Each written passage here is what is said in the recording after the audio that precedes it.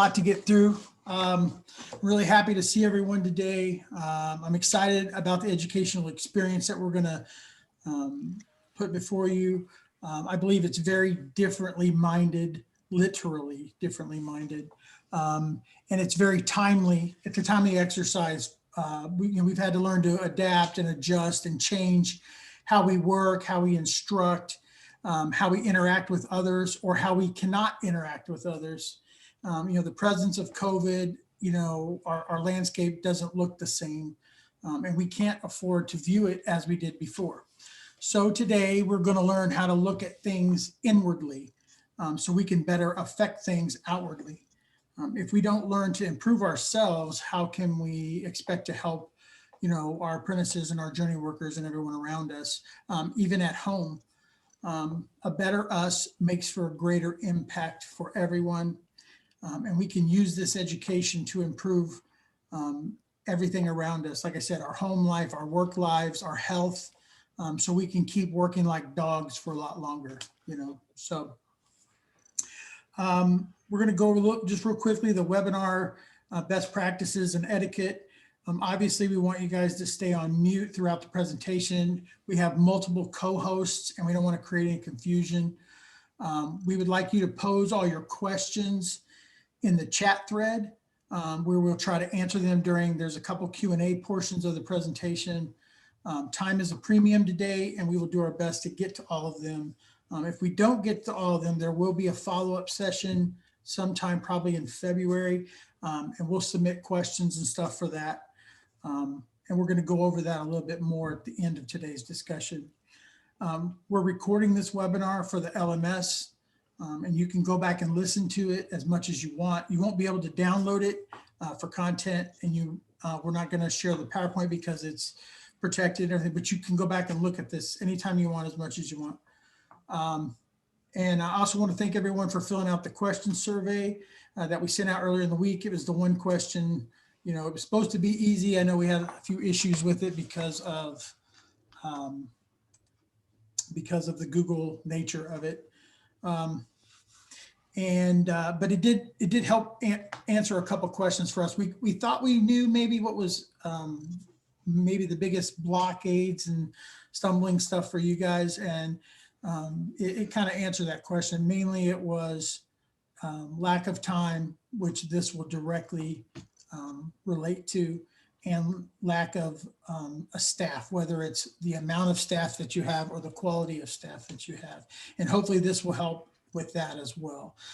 There were a lot of other things, and every one of the categories got votes, but it was just those two were overwhelmingly more than the rest of them. So our vision for the day for this session, we're going to get to in just a second here, if this will advance, maybe.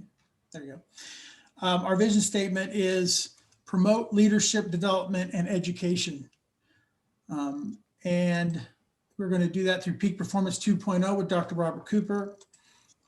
He is a neuroscientist and PhD with New York Times bestselling author and high performance business strategist. He serves as the CEO of Cooper Strategic, a global consulting firm drawing on peak performance database with nearly 2 million executive advisors and professionals.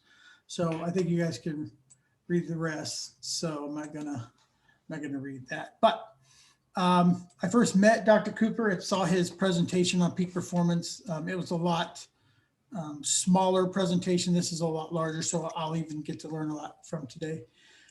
At the Wall Covering Association's annual meeting earlier this year, way back in January, pre-COVID, so it was basically in the Stone Ages. And as relevant as it was then, it is even more valuable to our organization due to the training environments that exist today. So with that said, I would like to turn it over to Dr. Cooper. Right, Dan, thank you. Hi, everyone. Let me see if I could switch. We'll switch to, see if I can share my screen right now. And we'll get this up and see if you're all with me. So you should see an opening screen, I'm guessing, on your view right now of where we're headed. I mean, first, it's an honor for me to be here with you. an intriguing time in the world, to say the least. It is a time when there are all kinds of people just waiting for it to be over. And, maybe the good old days, whatever those used to be, will come back. On the other hand, the most amazing leaders and teams and directors of training in the world are using this constraint, this challenge, to really think deeper, to step back and reinvent, in essence, how they deliver the most impactful results. How do they set records? And so then as the world shifts and we move into what's coming next, you'll have this chance to be better than ever. And what we notice, that these are my teams. We have 300 colleagues around the world who focus on different parts of what you'll experience with me today. I mean, what we realize is, this is this chance to step ahead, to break away from the norm in some really exciting ways. It creates a kind of line of hope for people. I mean, I think the noise right now, the commotion, the uncertainty, just the noise, the news, human beings, and my lens is through neuroscience. So human beings and the nervous systems are having a heck of a hard time today sorting, what to focus on, how to work remotely or, face-to-face in the right ways again, how to keep their priorities front and center, how can they be more relevant in a changing world, just to have the best future. How does that even work today? So I think the way all of us, and I'm in your world, so we design and deliver training and measure outcomes of all kinds around the world. And so to me, it's a really exciting time. I think the challenge is an igniter inside the human brain to ingenuity. And as long as you're curious, so the word curiosity in neuroscience, hugely important here. We call it the need for cognition, is the official phrase inside neuroscience, NFC. And it just means that there's a scratch inside you to wonder what is possible. Is there a better way to come at something? Have you been missing something? You're so close to it. Could you step back and put something in context? And it could really be a breakthrough where you save steps, you save time, you save effort. Your staff or your team, they raise their game in a way that it really helps you. Your training takes a shift. So in less time, you have even more significance, which is always a great hallmark of training that matters. So I did this design. I mean, we're afternoon East Coast time today as well. And I looked at, do we go deep? And Dan and Antoinette and Gavin and others on the team, Nicole, brainstormed with me and I with my team about how do we design this? Do we just pick one or two topics and go super deep on a couple of points? Or do we stand back and take a kind of journey for a couple of hours here, knowing that you'll have a chance in a few months also to be applying things, to share glimpses into what's improving. You could share some questions and we'll have a follow-up that we'll record that we can build on this. So that's pretty exciting. And that's also a great tool in terms of how the brain works. If the brain thinks something is a one-off, that if I endure this, it's over, it pays attention differently. So I want to both encourage you to make notes. You can ask questions. As Dan pointed out, if you can put them on the thread, that's great. If you just have to unmute and jump in, just jump in. I'm fine with that. But making notes changes how you learn. The human brain can hold about one Post-it note of information in active working memory, and everything else is overwhelmed. So we need to get way more things off our mind onto paper or in some other form of note making than we usually do. And so I just would encourage you to doodle, draw, circle, make a few notes. A pen in hand outperforms a keyboard. It outperforms thinking or just watching like this is a movie. So I would love to have you in it. And I'll have some questions. We'll work our way through that together. I want to start with a tool that we use around the world. We've used this for a long time, starting with 3M and Intel and a number of our clients. We call it a check-in, and it's a self-rating. So I want you thinking about, where are you right now?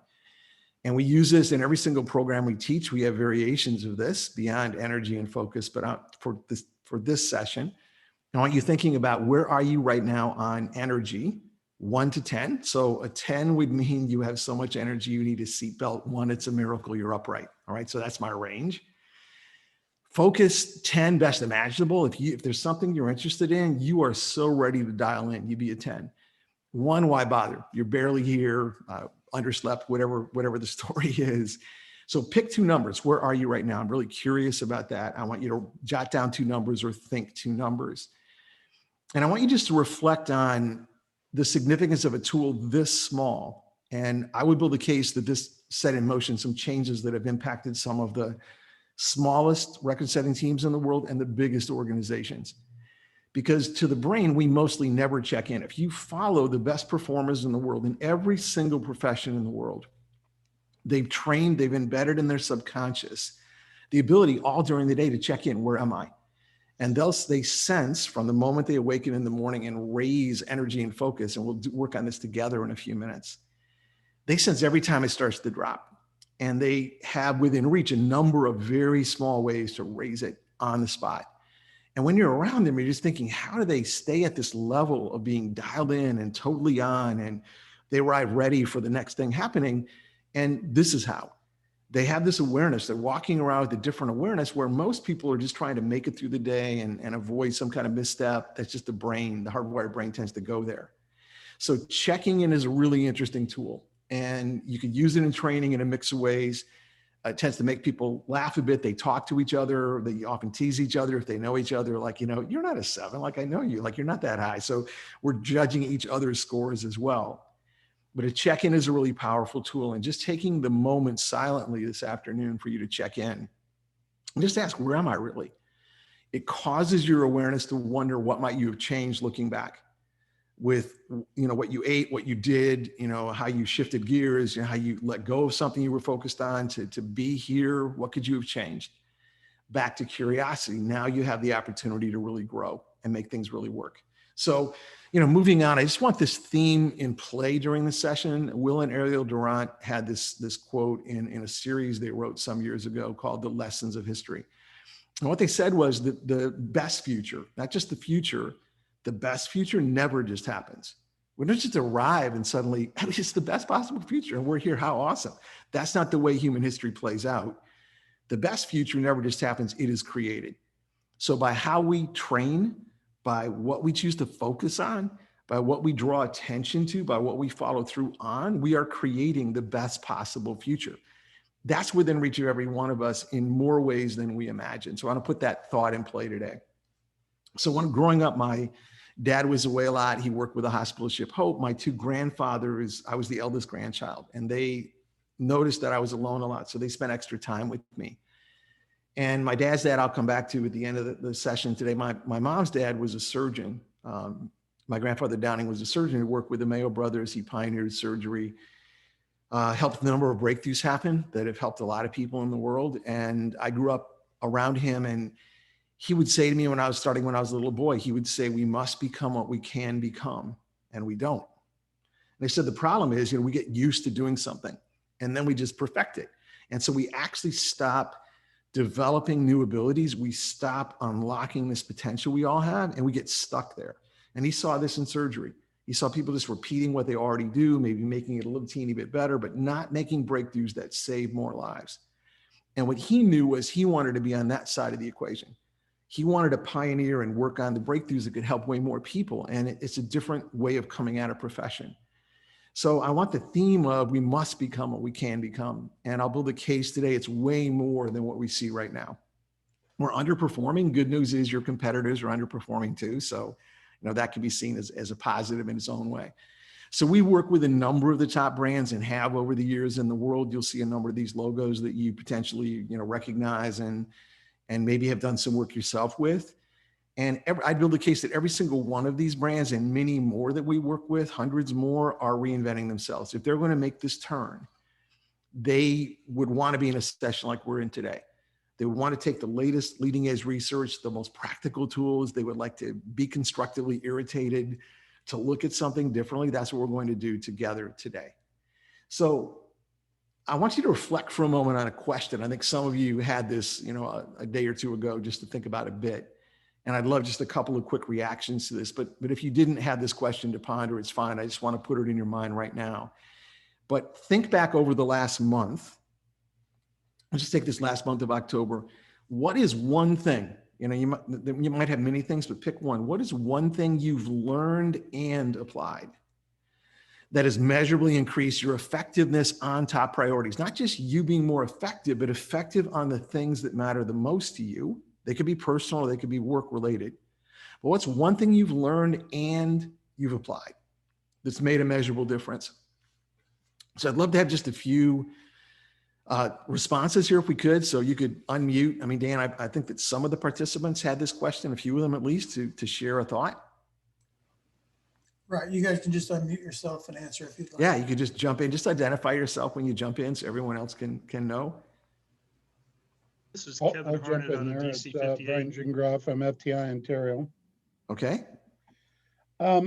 I guess in the waning years of my working career, because I'm about to retire in a couple of months, has kind of made me sit back and think about, we prioritize every day, every hour, every minute almost, we're prioritizing.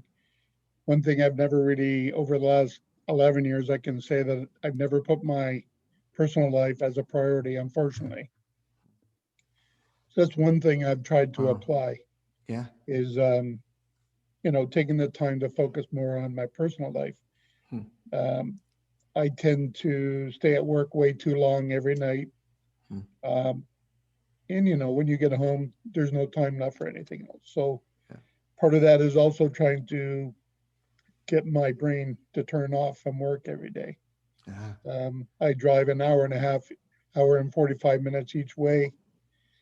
I find myself continuously, thinking about work, what issues we have, how to overcome some of the things, some of our obstacles, those kind of things. So it's all part of that is I can say over the last easily couple of months, I've tried to push myself away a little bit, at a certain time of the day to say, turn my computer off and go home. Because whatever's there is still going to be there tomorrow. I can thank my wife for part of this as well, because she's pushed me in that direction. But I think it's important. We probably all need, this is something we all need to think about.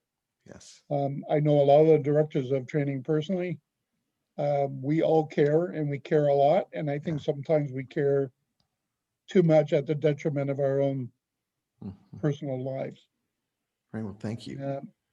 No, and there's some soul searching there. You're right. And if you're not used to this for years, that switch to linking your personal well-being in it's something new to learn. So thank you. That was powerful. I know when I was younger, I remember my father saying to me, as you get older, time goes by faster. Yes. And I used to laugh at him because that did not make any sense to me at all. But I can tell you, it makes total sense. I mean, the days and the weeks and the months seem to be just clicking by anymore. So I would encourage everyone to, take the time for yourself, take the time for your family, and, sure, work hard, do what you do every day, but, make sure you take the time to focus on yourself. That's awesome. Yeah, thank you for that input. Yeah, go ahead. Yeah, it's Patty Byrne here, FTI BC. Hey, Patty. One thing that actually occurred here with me in the last month or so is we got a pretty close crew here, right? We're all we're friends. I mean, we get along well, and we do a pretty good job here. But I had to met out some discipline for one of the individuals that works here, right? And I realized that, maybe I was getting a little bit too comfortable with the friendship here and forgetting that sometimes you got to be the boss. Yes. And, I had to discipline somebody at the facility here, right? And while it wasn't pleasant, it was necessary. And I think part of the reason why it got to that point was because we were getting a little too close. And unfortunately, sometimes you're in these positions, as much as you want to be, friends with all the crew working for you, and you want to have that good relationship. You got to be the boss at some point, and otherwise, you wind up getting the lunatics running the asylum. It's true, right? If life was meant to be a fan club, I think some of us missed that, announcement, because you can't win that fan club if you're playing it all the way through. You just can't. And you're right. I mean, there are these moments when, as a leader, you need to step up, and there's clarity and there's confirmation that something needs to happen. And that's a great insight. And if you haven't done it a lot, it can be a turning point, because the rest of the team's watching you too. And, it sends a very intriguing subconscious message that, we need to keep raising our game, and we need to really be on. So thank you for that. That was great. Phil, did you have your hand in the air too? Yeah, I hope you don't mind me reading this verbatim. It was more than would fit on a Post-it, so I wasn't able to memorize all of it. So yeah, I read your question. I read it and I wrote this down, and it's something I'm practicing right now. It's really important to me that someone know my name after I meet them, especially more than once. Yes. And then, kind of self-reflection. Am I doing the same thing? And it is important that someone remember your name. As trainers, as union officials, it's extremely important. And if you remember someone's name, you're instantly telling them that they're important to you. Yes. So how can I get better at that was my question. And because I don't have the greatest memory. So what I did was I started a logbook, and I would record the highlights of conversations that I would have with people, members, staff, neighbors, so that when future interactions, I can go back to that person's name, recall that conversation. And it may be something as simple as maybe they had mentioned their kid was in a sport and he was at a certain, rating. And I would recall that, and instantly that would create a persona to be able to segue into anything I want, because I've got his complete attention. He knows I'm paying attention to him, or they know that I'm paying attention to them. And that has been huge for me to be able to get from A to B with the different people. That's awesome. Well, and Phil, we have a whole section coming up in this session together on the changes in trust and how we have to look at it differently. So this really fits that human beings have this real drive to be seen and to feel like they're unique. And you're right, it can be as simple as a name, and then other facts that really matter to them, often personally, that they might share with you. And that builds this bridge into just feeling seen and valued. So, simple thing, very powerful. So a couple more observations and then we'll move on. Yeah, I'd be happy to go. Mine kind of echoes what Brian was saying initially. This last month has been kind of a whirlwind for me. Over the summer, I found out I had a tumor in my kidney that they removed on October 2nd, found out it was cancer. So when you hear the C word, your whole world just absolutely changes. And it made me take a look at everything personally, professionally. Do I have enough life insurance to help support my wife if this would have progressed? And it would have, now luckily it isn't, and they got it all, but what would have happened professionally? Who's here to replace me if I couldn't have come back to work, if it would have been a lot more serious? So it really makes you think and put everything into perspective when you go through stuff like that. Yeah. I mean, it's its own kind of wake up call. It's so intriguing how, and we miss that. It's context about, do we have what matters most lined up with, what we're focused on? And sometimes we don't. And so that's a great reminder to all of us as well. So thanks for sharing that. That was great. Do we have one more? Yeah, this is Dave Bertle with DC 36. Can you hear me? Yes. Yeah, I can. Okay, perfect. Outstanding. I think it's just slow down. I think there's a little bit of everything that everybody's already talked about, that it plays parts in all of our lives, from slowing down at work to slowing down in your personal life, because like I think Brian hit it on the head, is, you just gotta, this job isn't everything. It means a lot to all of us, and you just gotta slow down, because next thing you're gonna turn around, there's not gonna be anybody there. Yeah. No, and that's a great point, because the brain also needs more downtime. So the slowing down, I mean, it's so intriguing. We all grew up in a world where this notion was, to really be successful, you have to push, push, push.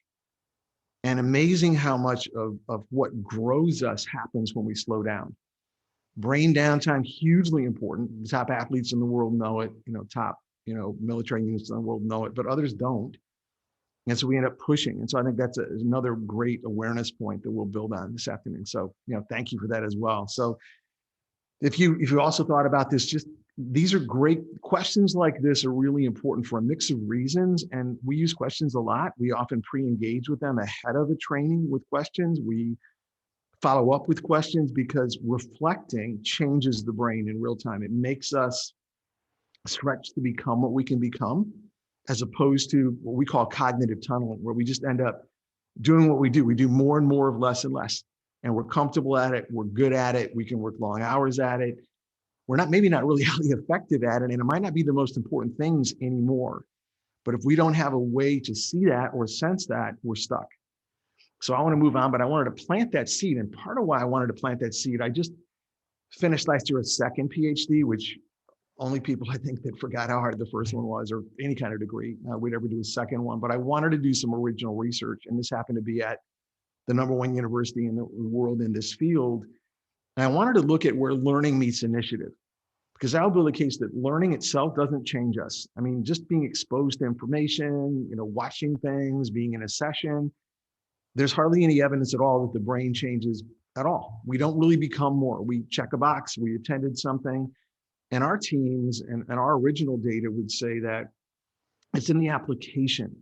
It's when you take something and make it your own, because we're each one of a kind. I mean, that's diversity played out, is we're all one of a kind, unique human beings, and unlike anyone else in the world. And we all want to be seen that way and respected that way. And we want to have a voice that way, and we want to be able to grow that way. So, but we have to take initiative. So we build this out together. So I want you thinking during this session today with me, in what new ways could you link learning with application, just more often and briefer than maybe you do it now. It's a really powerful thing. So applied learning, we now know, changes the brain in micro moments, in millionths of a moment. When you start applying something or wondering, how could I use this with this team on this objective, and what could I adjust or change in a very small way, we become different. The brain actually becomes younger. It can stretch, it can switch. It's so powerful as a tool. Results that come out of learning plus initiative or learning plus application. This is one data cut of teams we measure that we call elite teams, the ones that have leaned into the kinds of things you're learning today. And then we measure outcomes week by week across the time frame of a year, for example, in lots of leaders and teams. And just notice the differences here in energy and engagement, in learning and productivity and creativity. So much higher than what we would consider a traditional successful team. And it just will raise the point that so much more is possible than we think is possible. So this is where we're headed today. This is the outline that I've worked through with Dan and the team as well. We'll start with, how do you guide in simple, different ways, what we call your brain performance code. Then we'll focus the second areas on redesigning time. How do you look at time? Because the survey also indicated it just feels like we're out of time. We have no bandwidth left. We have no flexibility left. We're just really working. And all of you are can-do driven, right, achievers. So that's awesome. And that's also the downside. I mean, if you didn't have stamina, you'd be stopping sooner. So we have to look at that. What is the latest on redesigning time? Third area, update, trust, and communication. Right? How do you think differently? Because the whole world is changing about what it takes to build trust. How do we communicate in ways that create trust and loyalty in our own teams, and how we work with other human beings as well? And then finally, just a few insights on new data on how do you achieve bigger goals sooner? Could be a goal with training. It could be a goal, with a project. It could be a goal, inside the profession that each person's lined up with. So those are the 4 broad areas we'll focus on. So I want to start with this notion of your brain performance code. So I would build a case that we each arrive in this world with a hardwired brain that mostly is exactly the same as it was, say, 2,000 years ago. Maybe more than that, but 2,000 years ago. The way it reacts to the negative, the way that it leans away from change, the way it seeks comfort. Those things helped humanity a couple thousand years ago. I mean, they helped us survive all kinds of things. They don't fit today's world. So I'd build a case that if you just let your brain mostly run your life, what it wants to do is not what's often best for you. It's not what's possible for you. The brain always tends to play small. It leans back, it nitpicks, it amplifies the negative. You can see it out there right now in the noise and the news.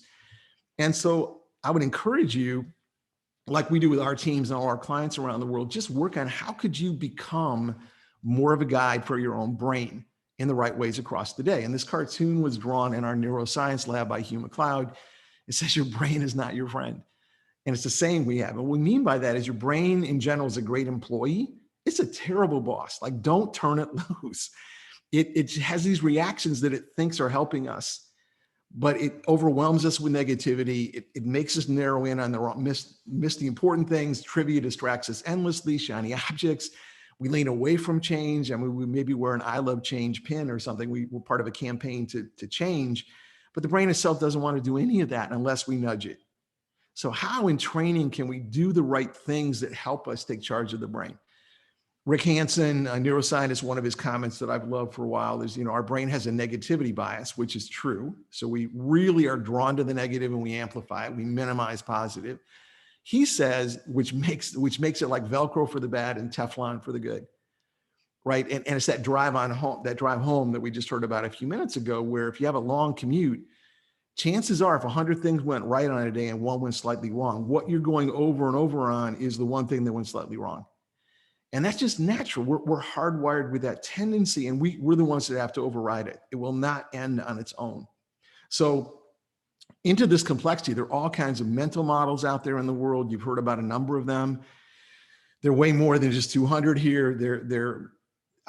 There's more than 700. We call them brain traps, but they're cognitive or emotive biases and stumbling blocks. And so we're set up to have all of these challenges around us, and we're the ones that have to step in and start guiding the way the brain works. The phrase we use for our uniqueness is neuroindividuality. Every single human being is one of a kind. And the reason a lot of books and programs don't work, they work for someone, is that we're different and we're not testing and tailoring. So we really emphasize, how do you make this your own, which is my nudge for you with the insights from today. How do you test and tailor these? Some could fit you. You'll have to adapt them though for the project you're working on, but you can do this. And in the end, this is where the whole world's headed. There's also an issue with this whole notion of good to great. And there was a saying from 100 years ago by a famous entrepreneur that good and great are the enemies of possible. And his name was Martin Henry Leland. And that saying is really true to us. That we get good at something, we just want to repeat it. We stretch and someone gives us an award and they say, hey, you're great. What we tend to do is what grew us to great stops, and now defending great, clutching the trophy begins, and then we fall. It's the history of businesses, of societies. It's just in every human being. And so my grandfather, as a little boy, would say to me, be really grateful when someone says you're amazing at something, soak it in for about 10 seconds, and then ask, what's deeper? What's next? What's more? And that stretch toward what's possible, because so much more is possible than all of us can even imagine yet. And we're proving it in science, we're proving it in human performance every single day. I mean, the data is really powerful. So what we don't realize is how ineffective human beings actually are. And here's one data cut, there are many, but this one data cut said, first it said on average, only 11 minutes out of the working day have peak effectiveness in human beings in general. Now this wouldn't be each of you, of course, you're dazzling, but human beings in general, highly ineffective. Then they did a second take on the data and the number went down to 8 minutes a day. And so if there are only 8 minutes when in an entire 8-hour or more working day, we are really on, we're really dialed in. How do we work those 8 minutes and leave? I mean, how do I get all 8 minutes together? Or how do I change this? And the reason this happens is the busy brain compares itself to what's common, not what's possible. So as long as you feel a little bit faster or more effective than the people around you, I'm speaking through your brain here, your brain's pretty proud of you. I mean, you might even be Olympic, right, to your brain. And so this notion of how much upside is there? Like how much more effective could we get? We could get much more effective. Part of what is driving the brain crazy today, we call in neuroscience present shock. It's the endless distractions, interruptions, just the shiny objects, the things that pull us away from having any momentum on priorities. And it's not going away. I mean, just the sheer number of times that people look at their devices during the day, those numbers are going up and up and up. And so what that means, and we'll get to it in a little while here, is communication now is compressing. We have to front end messages, give you the conclusion first to keep you engaged. We have to know where things are headed, or we unplug, we disconnect. And so present shock, we don't have to like it. It is a reality in today's world. I don't see it going away. Another twist that's really interesting is it's valuable to know for each of us, our talents and our strengths is valuable. The problem with a hardwired brain is once it understands what you uniquely are strong at, your own brain tends to entrench those strengths and then just start inflicting them. Like, don't mess with me. These are my strengths. I do these things. You do other things. And in that rigidity, you actually block your ability to pick up new abilities and to become what you can become. So strengths are both a blessing and a barrier. And if we see that in training, It's why we want to keep handing to unique human beings. How could you test and tailor this? And it might be a brand new ability, which feels awkward to the brain at first. And we have to make peace with being uncomfortable. So could we start small? How could we test this and just see if we look at an outcome? How is this better? So that really pays off. So strengths are valuable. They can be an issue. When you're around people leaning into growing, we call this upwiring. They're changing in front of our eyes. They listen deeper. They're open-minded. They stay curious. Downwiring is the opposite. It's repeating the way you always do what you do, the way you feel, the way you react, the way you think. And you'll hear people say things like that. It's just the way I am. That's a sign of someone downwiring, right? And they're stuck. They're just stuck in time, and the world is leaving them behind as it changes. So all of us, as we're designing training and we're working with human beings, we want to be growing and rising. And the news in biology is nothing can stay the same. Nothing. Not one cellular process, not one cell, not any part of you. You're either growing in some way or you're fading, right? You grow or die. I mean, that's exactly what's happening inside all of us. And so I want you upwiring. Upwiring is just one of the terms that we use. The right question, the brain loves big and complicated and later and sometimes never. And to take action, what you want to be focused on more, because this is where many of the best breakthroughs happen, is they're very small adjustments in something. It's a very small change. So you continually ask, where might or where can the smallest change, not the biggest one, the smallest one make the biggest difference? And when you ask it in the spirit of what do your best instincts say? And the other person maybe hadn't thought about this. And so now they're scanning the challenge or the setting, and they're starting to think. Their instincts are getting sharper. So what's happening is in this kind of interchange, when you're looking for leverage here, where might the smallest change make the biggest difference? You're encouraging other people to sense that too. And often those small changes are within reach, and we make them, and then we grow. We call this the habit of winning. And we were asked by a leading organization in the world to come up to look at the simplest habit that the best leaders in the world and teams walk around asking every single day. What's that habit? And we call it the habit of winning. And basically you're aiming everything. Where does this lead? And if it doesn't lead someplace you want to go, don't focus on that. So this has to be a priority. Then you test something. What's a small change that might make a bigger difference? Whatever works, you keep, you share it with other people, you grow, and you repeat this again.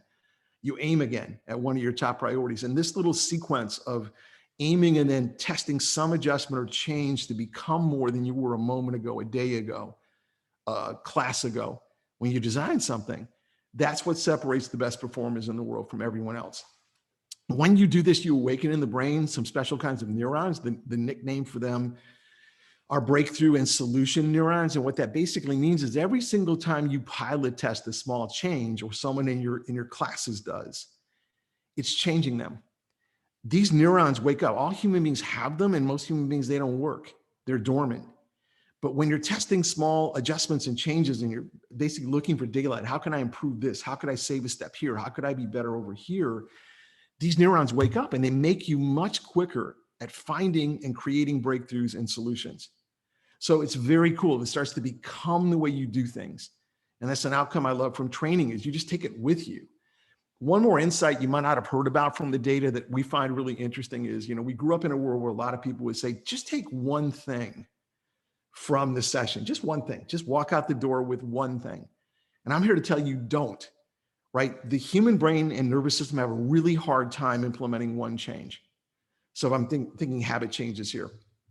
And in this case, it's way easier for the brain to take a handful of small changes that it could work on because they spark each other. It keeps your subconscious curious about when and where to start applying some adjustments. So a handful of small changes taken away from learning, be my request as we head toward the end of the session today also. What handful of small changes are your instincts saying, I should test these? They might help me, right? So go for a handful, not just one, and they'll help you, they'll play off each other. So that was a little look at some of the ways you can start to guide the way your brain, when it takes off on its own, would not guide you in the best way. How could you insert some influence and give a nudge? And you're turning the way your brain focuses in a way that's really helpful.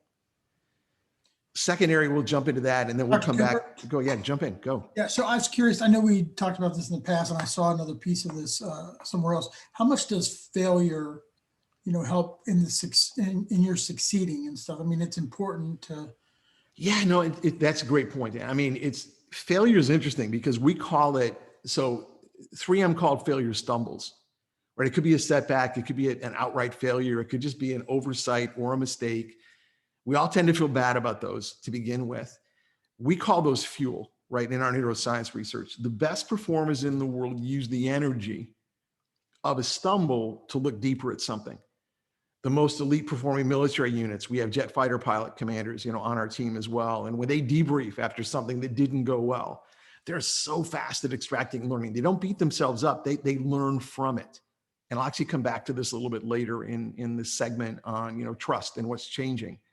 How can we and how we work with each other get better at that? So the truth is, if you're not daring to test changes, and some of them won't work, right? And so, but that discomfort and some of those stumbles and some of those failures, they open up a whole nother opportunity. And you'll see this. I mean, there's a great set of studies in the world about just how the most successful people in the world, none of them had it easy. I mean, they all came through all kinds of challenges and setbacks, and they had to turn things around, and they had to look deeper, and they had to really call on the best part of themselves. So we see that. We want you to avoid failures when you can, right? To be ahead of where you are. That's really important. And be your best self. So if you keep arriving ready, as opposed to you're exhausted, you're distracted, I mean, that really sets you up to stumble more, to have more challenges. But if you've done those things to arrive, really being dialed in and being ready, you can extract learning from something that's not going well. You can do it pretty fast. So hopefully, Dan, that helped. Anything else come up that we should address so far? All right, apparently we're good. All right, so redesign time. So this whole notion, the brain has a really hard time with time, which probably won't surprise you, right? Calendars and time, we're under 400 years in human history, we've had those clocks. And the brain is not good at managing time. So we have to be the ones, again, who add some structure, who test and tailor the ways to get the most out of time. So we have teams that work, Navy SEAL team members on these teams, jet fighter pilots and others that work on an initiative we have called Precision Plus Speed. That when you want to get better, you always focus on precision first, getting the right things really done well, and then the speed follows. And we have a formula we use. The first two steps are anticipate. So whenever you can, anticipate what's coming. Tonight, anticipate tomorrow, right? It's called being preemptive, hugely important.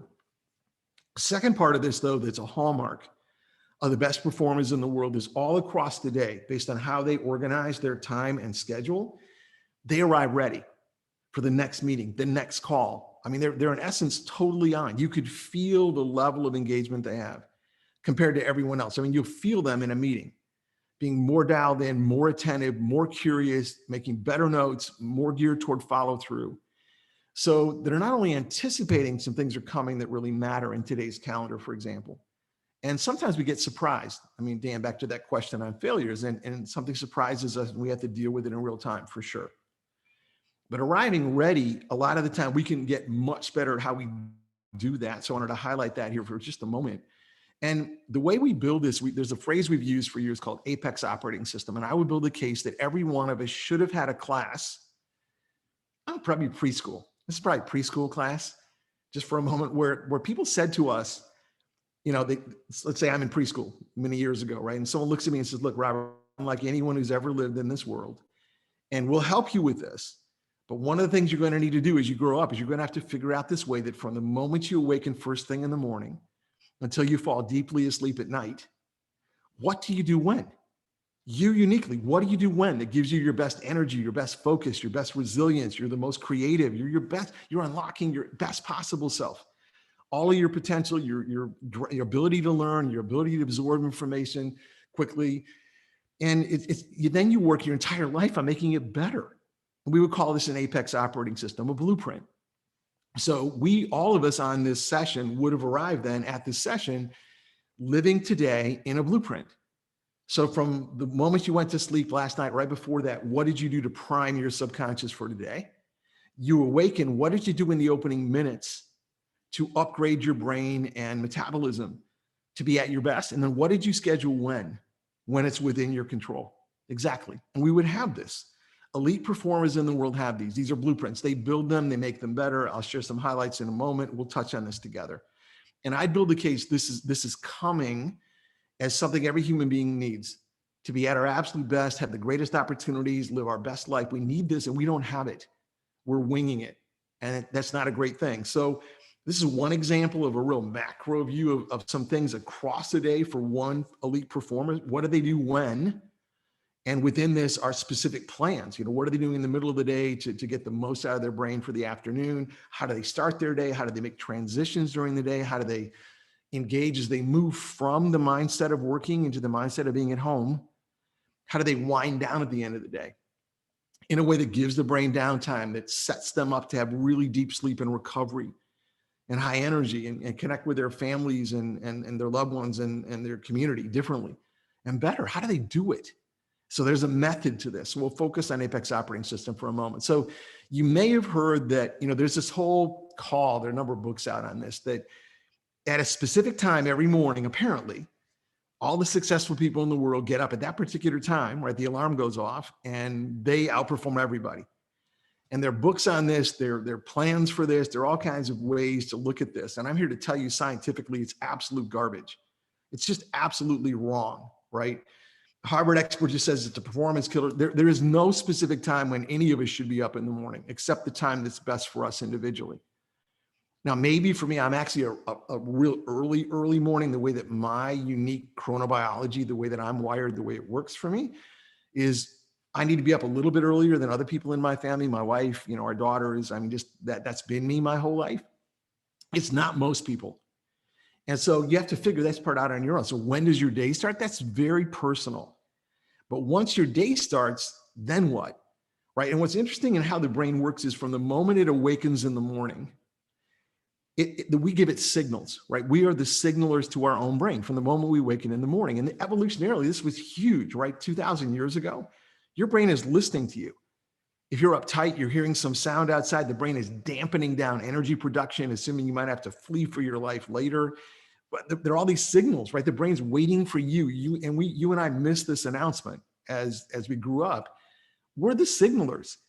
So we should have an actual plan. We're signaling our own brain. So what is that plan? And from the moment you awaken, there's this cortisol awakening response. The brain is deciding, do I make more energy all day in the body too, or less, based on these signals? And think of how many people awaken in the morning.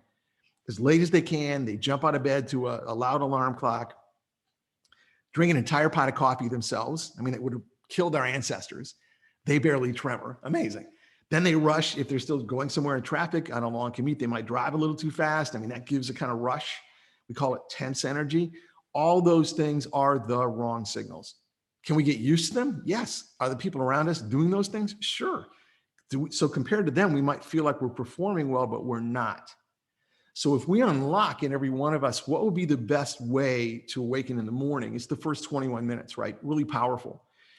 That number, I think, is compressing. We started with 1 hour, and my teams look at the data from around the world. We keep asking, what's the least amount of time on average we think most of us could organize a way that we're sending the right signals and our performance goes up dramatically.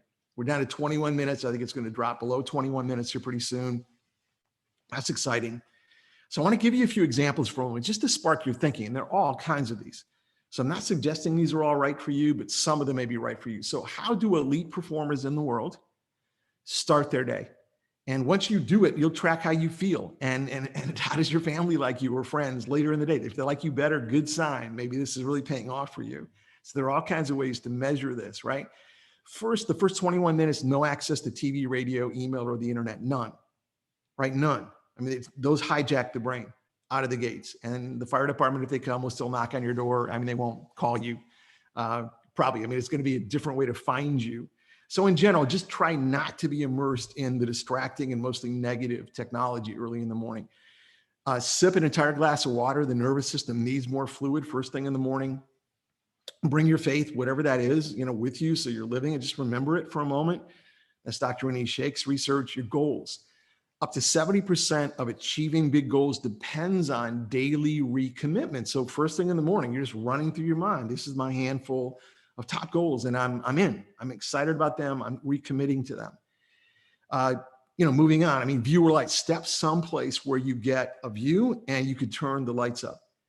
Step into another room, turn some lights on. If it's dark outside, if the sun's coming up, step outside for a moment. That changes through the eyes, the energy production that you have. Work up to not intaking caffeine for 15 minutes to an hour after awakening. And the reason is, if you're drinking coffee or caffeinated beverage right away in the morning, you're blunting your own nervous system's ability to make energy. So just put a little lag in there. I mean, 1 minute's better than 2 seconds or something. I mean, just stretch it out, see what you can do. You can learn. Your position matters to your brain in the morning. So just be up. Don't slouch and shuffle. Just be up. Breathe a little deeper than you might normally breathe. Those are signals to the brain, really powerful. Have at least a few sips of ice cold water. So have a way you can reach for some ice cold water, nearby first thing in the morning. Those sips rev metabolism. They give you more energy. If you take a shower in the morning, there's a whole lot of new research coming out, very intriguing on it's called exposure training. And work up to having 30 seconds or so of super ice cold water at the end of a shower every single time. And it helps your immune system, keeps you younger. I mean, it changes us in some really powerful ways. So just test it, see what might work for you with that. A bite or two of food within the first 21 minutes, this is MIT research, can connect through the neurotransmitter stomach to the brain. It can help produce more energy. That's super positive and powerful. Ask a couple of questions. So priming is setting up your subconscious to do something. So you're basically ahead of time, you're lighting up neural pathways. So it helps you remember to pay attention subconsciously to something. So you don't have to focus on it later on. You feel this nudge, like a gut instinct. I should notice something, or there's something over here. Questions like, what will I learn today? How will I innovate today? And then how will I use it? Notice I'm going back to linking learning plus initiative. How will I use it today? Fitness, make sure you're not flexing your lower back. This is Dr. Stuart McGill's research out of Canada, deep, thorough, really, really high level research. No spinal flexion, no bending at the waist for about an hour after you awaken or you're injuring your lower back. And we didn't know that until not too long ago. Simple advice, best exercise early in the morning, according to Dr. McGill, push-ups, planks, push-ups on your knees, one arm, both arms against the wall, whatever kinds of push-ups you do, that's fine. It keeps the core stable. And it's a good signal. It's not a workout, but it's a good signal, make more energy to the brain as well. And now you scan your priorities. So first 21 minutes, any of these could help. And now you're starting to set yourself up to have better and more energy all day long. Then there's a focus prime time. Every single one of us as human beings, there's one time during the day when we ace things. What is your time of day, right? I mean, is it early in the morning, like for me, like early morning, middle of the morning, and when your family would have an opinion? What is your best natural time of day? When you're the most naturally on for focusing on things. And we all have one of these. Everyone on your team has one of these. So what's yours? And the reason you want to know is this should be in a different color on your calendar. And on the days when you can control this particular time, when you don't have to be somewhere else, schedule to work on your highest priorities, right? Because you are 2 to 100 times more effective in this prime time than at any other time of the waking day, right? And the brain, as you focus, and as we focus, you'll see it in how we're doing this today. We're not staying very long on one topic on purpose. By design, the brain is designed for sprints. It's designed for 5 to 10 minute, maybe less than 5 minute sprints of focus, and then a change. It's how we're designed. And that whole idea of working super long hours, we tend to be really ineffective. We need to be switching up focuses. So I could focus for 5 minutes on one priority, wrap that up, then turn to another priority. I can come back to the first one, but just don't go nonstop, right? So that switches things up for the brain, really a powerful tool. After every one of these brief bursts of focus, use 2 4-letter words. I mean, this is what the research would teach us. I mean, when you finish a focus area, the brain needs to fully disengage, and it doesn't tend to do it. One of the biggest barriers to full engagement is we don't fully disengage. So when you finish one focus, for right now, use the word done. Think it, or if you're alone, you can say it out loud if you want. Take this breath and recharge. And as you turn to what's ahead, use the word next. And that tends to shift the brain into focusing in. So very simple research, very powerful kind of an outcome. We used to think breakfast was the most important meal of the day. I mean, it's still important. We now know from a brain perspective, lunch is the most important meal of the day. So the ability to make sure everybody is getting at least a few bites of food, whatever works the best for them, really important. And nutrition, a topic, we can certainly go deeper into, as well. I mentioned earlier, just the brain needs more downtime. And we're going to take a short break coming up at the top of the hour as well. If there are enough of you that want to do that, we'll have Dan, kind of make a decision on that. But the brain literally needs to unfocus more than we tend to unfocus. And here's part of the reason why. When I grew up, we thought the brain uses most of its energy when we actually focus on things. And that's what's tiring. And the answer is that's actually not true. Unfocus, right? When the brain unfocuses on something, steps back, a whole other set of networks in the brain kick in. We absorb learning. We integrate what we know. We start to focus on ways to apply it. But if we're just doing only, and we're not stepping back and unfocusing some, so it's like when we end this session today, how do we wind down at the end where you can absorb more learning? I mean, you take this breath before you jump into checking email and doing the next things. I want to jump ahead to how do you wind the day down? Just a couple of thoughts. There are all kinds of tools here on winding the day down, and we don't do this well either as human beings. We're often tired, to one of the earlier comments that we had here. We get home, we're tired. We're up later, we're tired. We fall asleep in a chair maybe, or on the sofa. Someone nudges us, says, go to sleep. You're sleeping, that kind of feeling, not great. So we need to plan the end of the day differently. A number of ways to do it. There are all kinds of tools here, but I just want to focus for a moment on reflection. When we look back at what happened during the day in a constructive way, it changes us, right? So just reflecting back on the day, you already in the morning said, I wonder what I'm going to learn today. How am I going to innovate? How do I apply learning and innovation? Now you're reflecting back. How did that work? What did I learn today? How did I use it? Where did I innovate? Even on something really small, right? What was something exceptional that I did? It could be small again, or that someone else did. I want to remember those things. The negative I can remember, the mistakes, but I want to emphasize these. They help bring out the best in me. And this is Dr. Anish Sheikh's research as well from Marquette University. Take a few moments every evening to vividly imagine and feel. Don't just count your blessings. Vividly imagine and feel your blessings. We all have a lot of blessings, and we tend to forget them and remember the irritations and the distractions. Not a great way to wind the day down. So just soaking in the things we have to be thankful for, really important. To sleep for just a couple of minutes here as well. This is a really important focus area. The data would say one bad night's sleep weakens your brain's memory, performance, and creative powers. And a lack of that downtime and high quality sleep, biggest reasons people make mistakes and miss chances to learn, improve, and innovate. So here we are, we're running training for people. And part of the larger context should be, we should be the best reminders of the science that says, look, what we're focusing on learning, we want you to absorb. We want you to make it your own because you'll be better. And just pay some attention also to getting enough rest. Keep testing. How could you rest even deeper? Because it will help you. And there's more and more education coming on this. We'll build it into the ways we train. I think that's super positive.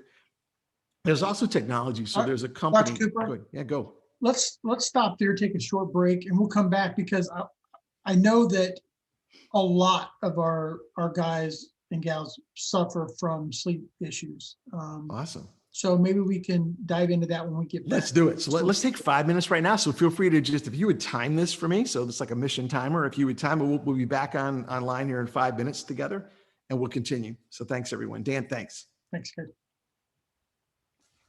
Be back at 3:06 or 2:06 or whatever timeline you're on. Dave and Phil both had their hands up. Let's go with Phil since Dave doesn't seem like he's back yet. Phil, did you have something? Hey, Phil. No, I believe that my hand was up from my last time. Oh, sorry, I missed you. Okay. You weren't on my screen, sorry.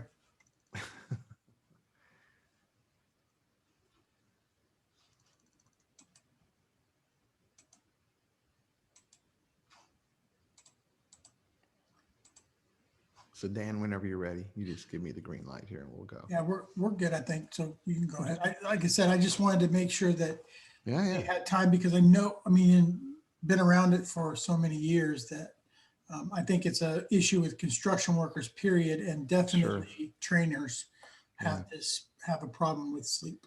So no, it's great, and we'll come back. We're going to do some reflecting back in just a moment, a couple of slides from now, together with a new tool also. And And you can tell, I mean, we've opened up, this is a whole gamut of new discoveries in neuroscience and scientific fields like chronobiology, cycles of time, and how they affect the brain and performance and our well-being and all of those sort of dimensions of who we are as human beings and what we're capable of becoming. This influences those a lot. And it's amazing how many hundreds of new studies are being published every week. And what we look for, our team is really good at looking for practical insights. And, a lot of those discoveries are upending conventional thinking. So we used to think we needed to do, if we do the opposite, sometimes it's much better. And so it's worth being aware of that. We love being at that leading edge with our teams. I mean, it's an exciting thing. So sleep, again, there's so much going on. So think of that focus, unfocus slide that we looked at together, that while we're sleeping, the brain consolidates memories, cleanses toxins out of the entire system, rejuvenates us, absorbs learning in new ways, just makes us more capable in the morning or not. So depending on the quality of the sleep, the deep sleep we have, the REM sleep or don't, the REM sleep we have or don't, how restful or restless we are, how long we sleep in a certain extent, in our body temperature, our heart rate variability, all those things we can measure now while we're sleeping. And you can learn from that. You can learn what kinds of things set you up in the evening to have the deepest possible sleep and rest. And there's just so many ways that plays out. There was a study published 2 days ago that said, 50% of unwanted thoughts that distract people and negative thinking and doubts and that just bottle us up, they're all sleep debt accentuated. So when we're not sleeping well, we can't even block those. They just start to take us over. So now we're battling even more things that are unnecessary. And so the ability to just free up this best part of who we are, sleep plays a big role in that. So I wanted to bring you into the technology of sleep a little bit. And we've been around this for a long time. We participate in the research. We have tools. You'll notice the new Apple Watches, coming out have more and more ability to measure sleep, and all kinds of other devices, the wearables that you could put on.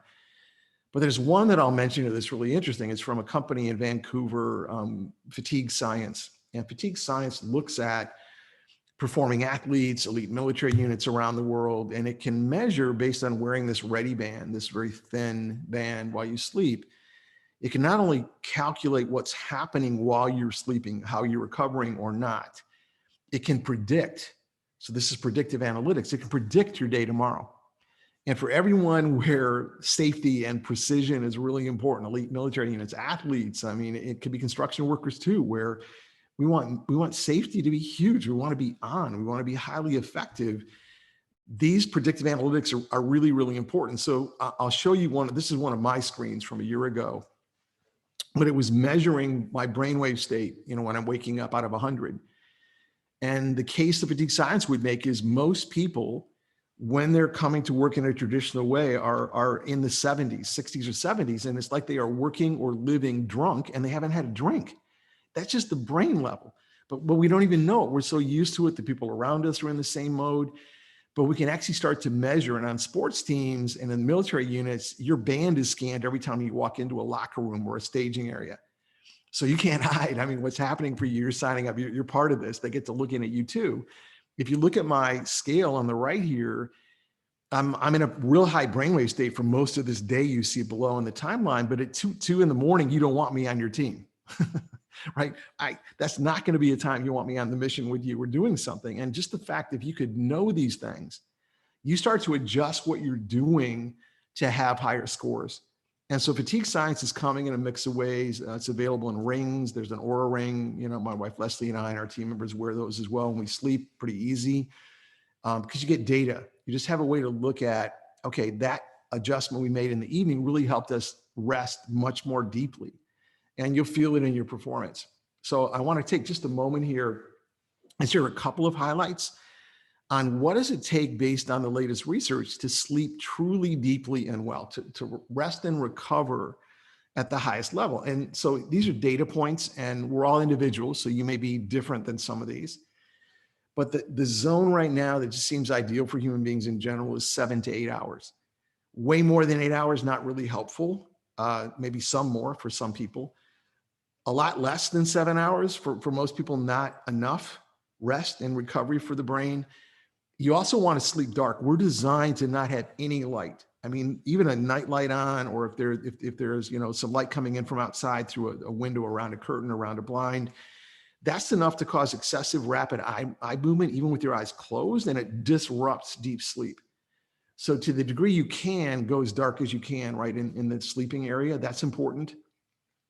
I mean, optimize your sleep space. I mean, the bed you use, the pillow, the bedding that you pick, whatever seems the most restful to you. And it's worth testing a few things when you can, just to find what seems to help you rest the best. You want to sleep in a room that's quiet, but you also want to block sound. So this is some new research that's interesting to me, is the sound machine world, that you need some white, pink, brown noise, or all kinds of types of noise. But just because it blocks the outside, you know, sound of sirens or traffic, or excuse me, dogs barking, and all those things disrupt sleep. You might not fully wake up, but it pulls you out of deep rest, out of deep sleep and deep REM sleep. You want to sleep colder than you think. We grew up in a world where warmer was actually better, more covers was better. And the new data again and again is just saying we need to sleep more Arctic. You want the room way colder than you typically would have it. You need less covers than you typically would have if you want to have deep rest. So it doesn't mean you jump into an ice cold bedroom like in one night, but you just ease your way into this. And the reason is metabolism goes up higher, the brain's making more energy, it's recovering better, you're resting deeper. So we were designed for colder temperatures when we sleep. A Mayo Clinic research would say, don't have a clock in view in your bedroom. There should be no clocks that you can see in your bedroom. Just turn them around. And the reason is, if you have a clock in view, you will awaken maybe 100 times a night unconsciously. You won't even remember it in the morning, maybe, except your neck is stiff to check the time. So you could have a clock with an alarm, just turn it around so you're not staring at time. And then some new data, really interesting, that if you're a back sleeper or a stomach sleeper, for example, you want to maybe start by sleeping on trying to fall asleep on your side.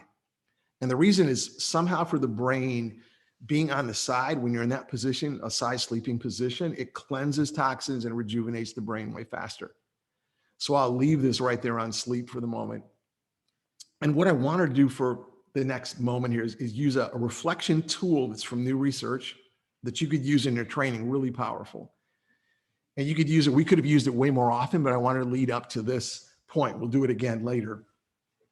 But we call it a 10-second leap. And the leap comes from my team linking learning plus application. But it comes from research that suggests, and this is really interesting, that the fastest learning comes when you build in more moments to reflect. And so we'll have a couple of these during this training session. I think ultimately where this will go, and I debated doing it for this session, but I think it's better that I can share this with you, and you can test it on your own as well, the way we do, is maybe every 20 to 30 minutes, you could drop in one of these reflective pauses. And when you do it, you want to train two things. So two things happen in these pauses. The first thing is you just let your brain, without even having to read your notes, you scan back. What did we just cover? And what stood out to me? So where we've come in the last hour here is we've had, the brain performance code. We looked at some ways to nudge the brain and get ahead of it a bit from doing what it wants to do. And then we looked at redesigning time, starting with how we awaken in the morning, first 21 minutes. We worked through a few of the tools with time, and then how we ended the day, and then with some sleep and rest. Of those main points, we emphasize what stood out to you as potentially valuable, either to you personally or you related to some kind of training. Just pick one. So that scan is something the brain can do really, really fast. And then you want to ask, once you pick something that stood out, like this is something I'd like to test, or I sense maybe this could work. You don't have to know that it will, but it might. How, when, and where will you apply it? Right? How would you pilot test this in a program coming up, on your, with your family tonight, when you wake up in the morning tomorrow, or on Monday with a meeting coming up next week? When and where and how could you see if this works? Those two quick questions, and they will end up happening way faster than in 10 seconds. The research said it takes 10 seconds. That's maybe, a good learning framework of time. But with a little bit of practice, it'll happen in a second or less for the brain. It will scan back fast. It will instinctively sense where you might use it. That's all it takes.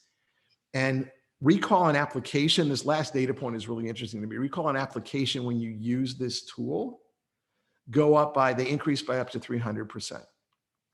So it's the first time data has looked at this pacing of how we learn. So we not only have Q&A time, can we each also reflect back over what did we just cover in the last half hour or hour? What stood out to me? How might I use it? And now I'll look ahead. That's a 10-second leap. That's as powerful as this is. So I want each of you just thinking back over what we've covered so far together in this session today. What has stood out to you as something worth making a note on, paying some attention to, testing? And then how, when, and where could you use it, right? So I want to open it up right now. I mean, Dan, you may have some questions coming in. So on either guiding your brain performance code in some new ways or redesigning time. And then the last two segments are shorter, very targeted on trust and communication, and then one on achieving bigger goals. So Dan, anything you want to put in play here? Any questions we have so far? I don't have any questions other than, I know that some of us have talked about this in the past, and I know that it's not really super popular with males, but like journaling, does that help, like daily or hourly or something, or writing notes? Yeah, well, that's an interesting call. I mean, there's some studies that, a pen in hand really does. It releases tension. It allows us to basically condense learning in a way that's meaningful for us. So, but I'd link that to note making, right? I would just build a case that in any form that you could make notes where you're reflecting on what you're designing some new program, for example, for those of us who are in training. Can you start with no notes at all? Just a blank sheet of paper and use your instincts and jot some notes. And that tends to light up brain pathways that give you fresh perspectives. So I think journaling is a really good way to get some things, in process that keep us growing as human beings, Dan. So that's a really good point. But there are a lot of ways to do it. And I'm always asking myself, is there a brief way to do it? And we could talk about, mindfulness or meditation and mindlessness. And my question with meditation, there's some really good research that if you meditate or you practice mindfulness, it can be really health giving. It can help you focus. Great. My question is, how little time can I spend doing those, right, to get a benefit? And the truth is, it can just be 15 seconds. It doesn't have to be 20 minutes. And the data that's interesting on that is being mindful, really powerful to health and to focus.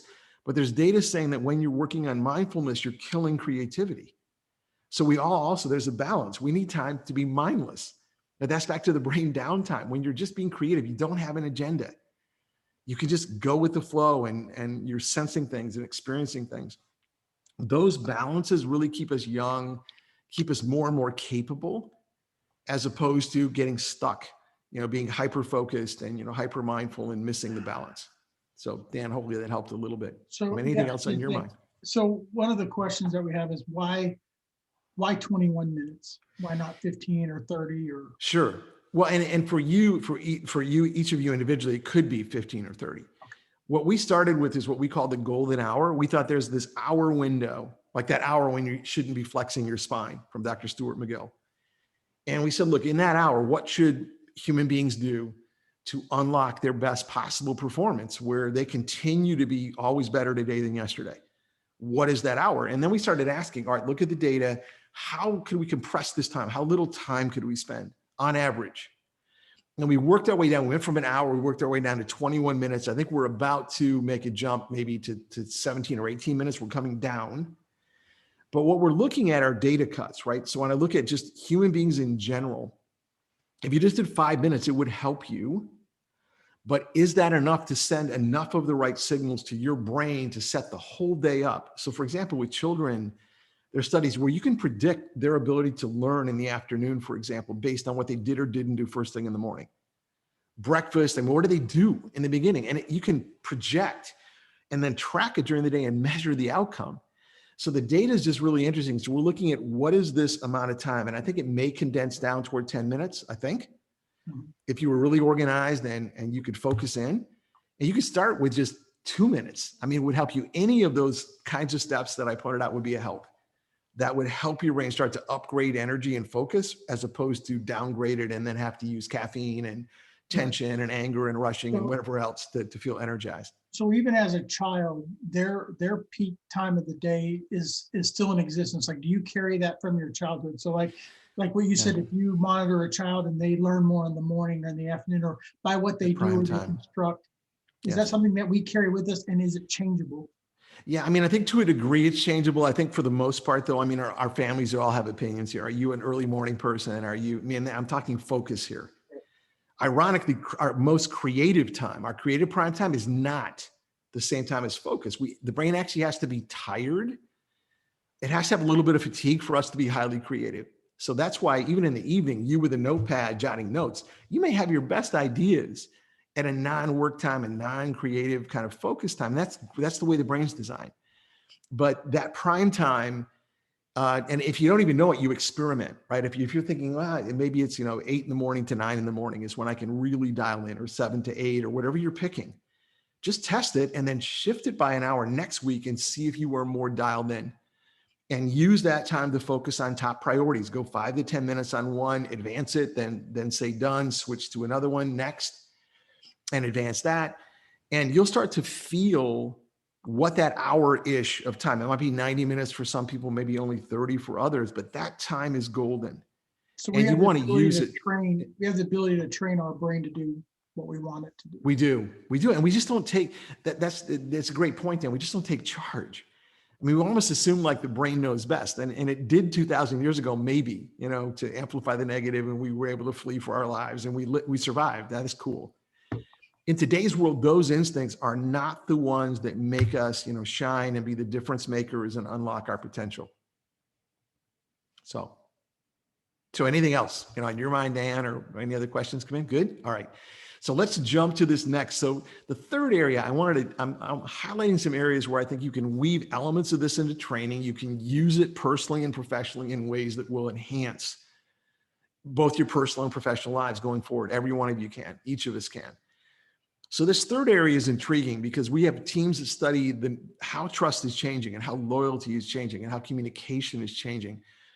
To us, language is really, really important, right? The language we choose and how we use it, it matters because it helps get a message across, and the order in which we communicate really changes what's heard on the other end, on the receiving side. So I build a case that trust and communication are being reinvented. And the only question is, where are you in this picture, right? How are you doing this? And so this is Rachel Botsman, a quote from her at Oxford University. She wrote a book called Who Can You Trust? And her comment based on the data is, we are at the beginning of the biggest trust revolution in history. How human beings feel trust and loyalty is changing. It's not what it was previously in our lives. It's not that. It's different. And so we have to understand, how is it different? What do we need to do to make sure that how we're connecting with other human beings, how we're building networks, how we're remembering the names of other human beings and relating to them respectfully? How are we doing that in a way that fits the distraction and noise in the world, and how human beings are deciding where to put trust and commitment and loyalty? So that whole world is shifting. It's an interesting change. And I would build a case from the data that virtually everybody's brain today is primed to disconnect, right? They arrive to talk to you, or they arrive for a meeting with you, and you can just see it. They're checking their phone sometimes, they're looking at their watch without even maybe looking at it. Their eyes are just going there, and they're just wondering, there's probably something else going on I should be doing, not this. And so they're ready to leave. And not that long ago, that was not the case. People would come into meetings just either for the food or to hang out. I mean, it was just sort of more a thing to do, not to check out of in their brain, but to just hang around in. And that world is going away. So we just have to see this, that human beings are walking around assuming the next text, the next message, the next screen, the next something is the thing, and it isn't. And that's the present shock that I talked about earlier. That's what's frustrating, right, for the brain.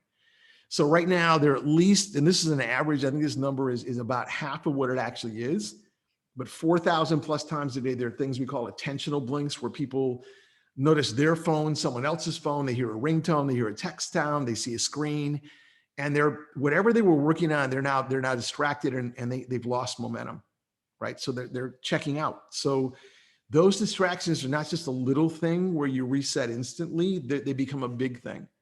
So that ability to manage technology differently in a mix of ways, including in meetings, is really important.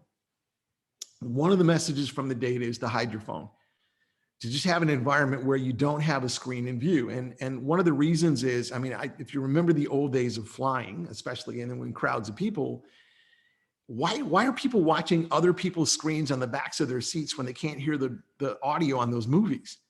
Or they're looking over someone's shoulder at a phone when the screen changes. It's called shoulder surfing. I mean, this is the way the brain works. The hardwired brain is really something to watch. And when you have a device out in view, it does not have to ring. It doesn't have to light up. You have a screen in view in a room, in a meeting, if we're back to in-person meetings. It undermines the entire meeting. It drags it out. It just the way the brain anticipates. Did that screen flash? Was that something that's looking away? It's not with you. That's an issue. So this whole notion that, we need to put our devices away, well, we can. If we need them, great. Pull it out, use it, and then close it. Just put it away so it doesn't vibrate. It's not something in view. So at least in smaller team meetings, you with your staff, be really aware that having phones out, having laptops out with people typing and searching for things you can't see is probably something that undermines productivity, and it certainly hurts trust. So better to have briefer, better meetings, our phrase. And with a lot of our clients around the world, General Motors is one example, but there are all kinds of them. We work on these 15-minute targeted meetings. We work on 5-minute targeted phone calls. And the reason is you can put your technology away unless you need it. And you can zero in. You can be all here. And we can make really good progress. And then we move to what's next. Then you can check your messages if you want to, and so on. Another really interesting study out there, it's not one of the slides, but I'll share with you for a moment here, is that the leaders and teams around the world who work remotely, so they're in different places. They're not in the same room together, the same building together. When they use communication, it's called bursty communication in the research, but when they focus on answering emails and responding to texts and calls in real time, but only at 3 times a day, sometimes 4.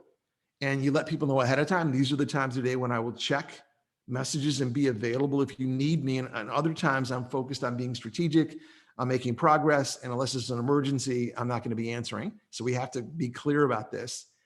Overall performance from that one change alone goes up 24%.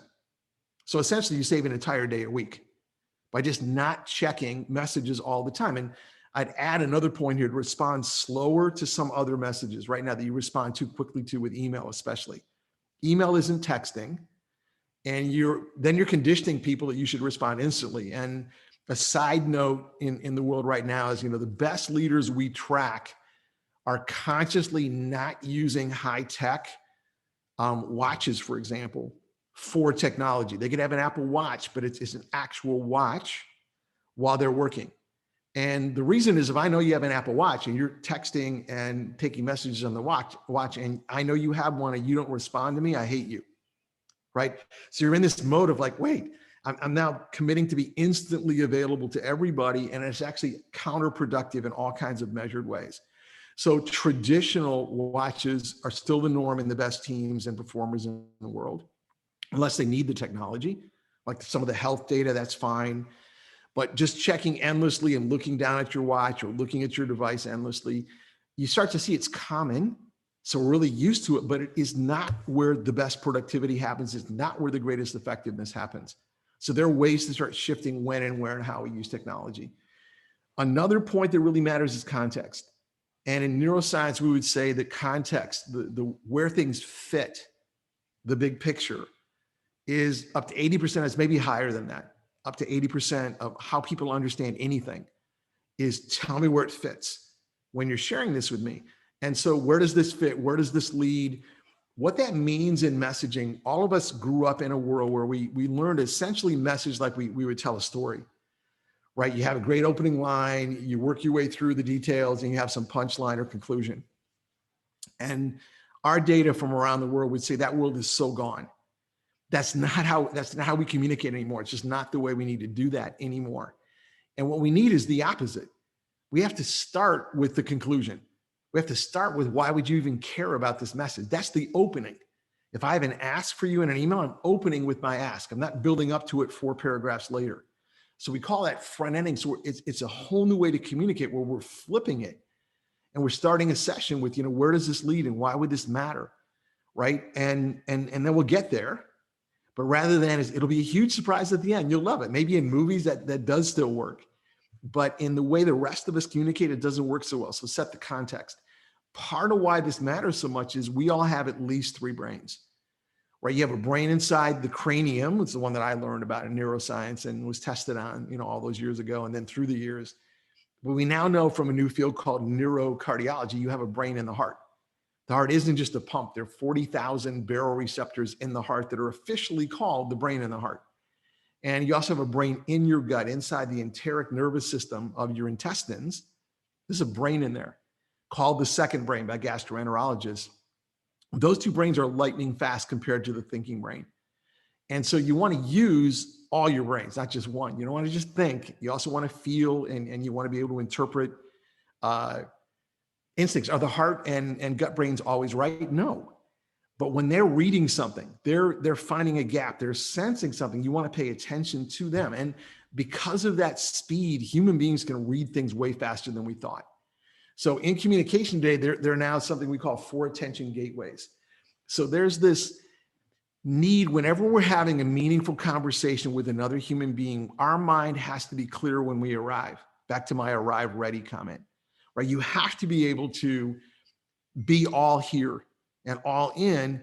You can't be distracted when you first meet with someone. So that's why in your schedule, building in little margins, a little 5-minute buffer, right, in each hour where you get your bearings back, you know what's coming up next. You're totally here when you're engaging with me.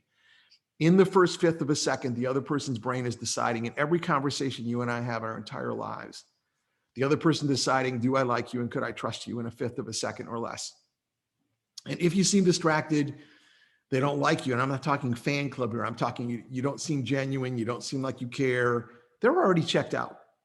They're maybe still in a conversation with you. They're so not really in it with you.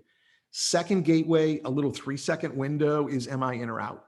Right. So that's how that one's playing out as well. Right. 1/5 of a second, then 3 seconds. And if you make it past that one, if they're saying, okay, this might be interesting, I feel like you care, then every 30 seconds or so during a conversation, the other person's brain is asking something. I'm using the brain words here. Like, is this interaction worth a piece of my life? And the moment it feels like you're just coughing out information, it's some traditional training program, we're just going on and on and on, or reading information. It's like we're reading information I could have read online. I'm out. I'm already checking out. That attention gateway, I'm out of here. And so now we're learning, we as trainers too, we have to share things online that people could access. And in real time, we're focusing on highlights, on specific tools, not just on the overall information that I could read later if I wanted to. And finally, now I get to what's next, right? The last gateway, and that's how we have follow-up. We have people continuing to grow and to learn and to stay loyal and connected to us. We also change the words we use, right? So there's some really simple focusing words. I'll give you 2. We have dozens of these discoveries with our language teams. The word glimpse is really good for human beings. Share a glimpse into your progress. Great example of that. Share a glimpse into your plan. So I want to highlight, I want you just to give me the essence of what you're working on. That sounds really doable to the busy brain, right? Tell me about your progress. Show me your entire plan. Sounds overwhelming. Like the brain is like, I'm out of here. I don't want to have to do that. A glimpse feels doable. So use the word glimpse to check in with people, to get a quick update with people. Really powerful as a word. Glance. Let's take a moment to glance ahead and look back, right? You start a program with people. The brain is wondering context. Where does this fit? Right? Where does this lead? Where is this for me? And so you basically use a phrase like, let's take a moment to glance ahead and look back. If you lean in and upwire, if you learn and apply things, not just learn, what could change for you? All kinds of things that unlock your potential. And we're focused on this because it will move these priorities ahead faster. That's a glance. And all of a sudden the brain's thinking, okay, now I know why I'm here. This makes sense to me. And so those 2 simple words are called focusing words. Sometimes they're phrases, but these 2 are words. There are also certain phrases that a lot of us use that our language teams say we should never use again. One is thanks for your time. Don't ever thank another human being for their time. I mean, maybe years from now, it'll be okay again.